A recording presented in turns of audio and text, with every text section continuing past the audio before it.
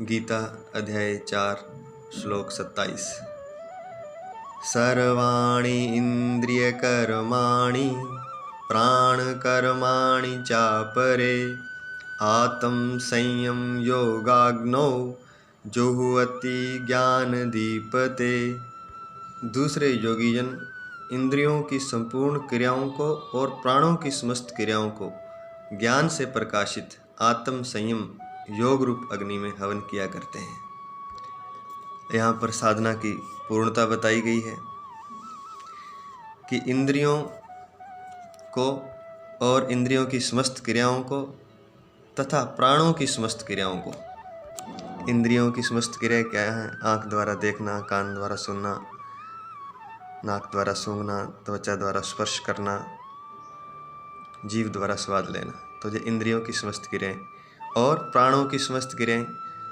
शरीर में प्राण है तो सारी शरीर काम करता है, शरीर की कर्म इंद्रियां काम करती हैं। तो प्राणों की जो भी क्रियाएं हैं, शरीर कार्य कर रहा है, कर्म इंद्रियां काम कर रही हैं, तो उन सभी क्रियाओं को ज्ञान से प्रकाशित आत्म संयम योग रूप अग्नि में हवन किया करते हैं। जब ज्ञान प्रकाशित हो जाता है, अर्थात ज्ञान भीतर उत्पन्न हो जाता है, भीतर का अंधेरा मिट जाता है और भीतर प्रकाश पैदा हो जाता है, पूरी चेतना प्रकाशित हो जाती है, तब अज्ञान नहीं रहता है।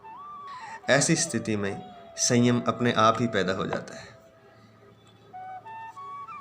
और परमात्मा से मिलन हो जाता है, परमात्मा से योग हो जाता है। तो इसे कहते हैं आत्म संयम योग रूप अग्नि।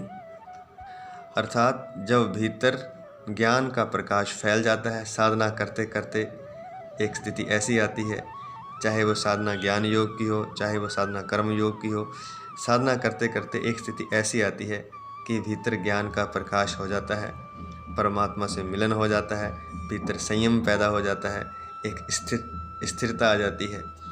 सारा जो दिव्य शक्तियाँ हैं, सारी दिव्यता है, वो भीतर पैदा हो जाती है। ऐसी स्थिति में योगी जन कह रहे हैं कि इंद्रियों की संपूर्ण क्रियाओं को और प्राणों की समस्त क्रियाओं को इस ज्ञान रूप अग्नि में हवन किया करते हैं। ज्ञान का प्रकाश हो जाने पर यह सब कुछ सहज ही हो जाता है। जब तक ज्ञान का प्रकाश नहीं होता, जब भीतर का अंधेरा जब तक दूर नहीं होता, तब तक हमें प्रयास की ज़रूरत पड़ती है। उसके लिए बहुत सी साधना यहाँ बताई जा रही हैं, बहुत सी क्रियाएँ बताई जा रही हैं, बहुत से प्राणों की क्रियाएं बताई जा रही हैं, कर्म योग बताया जा रहा है, निष्काम कर्म योग बताया जा रहा है, ज्ञान योग बताया जा रहा है। यह सभी साधनाएं लक्ष्य को पाने के लिए है। लेकिन जब लक्ष्य मिल जाता है, तब यह सारी क्रियाएं अपने आप हो जाती हैं।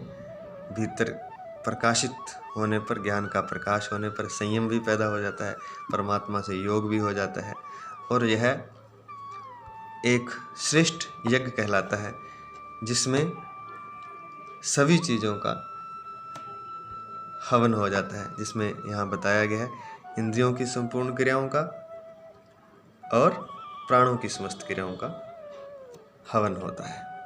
और यह होता कैसे है? यह होता है लगातार साधना में लगे रहने से, लगातार प्रयास करते रहने से।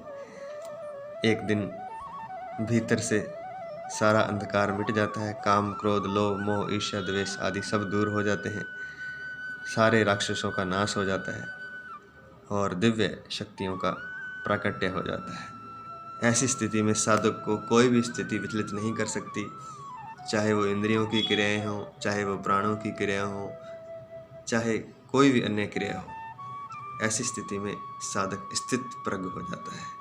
जय श्री कृष्ण।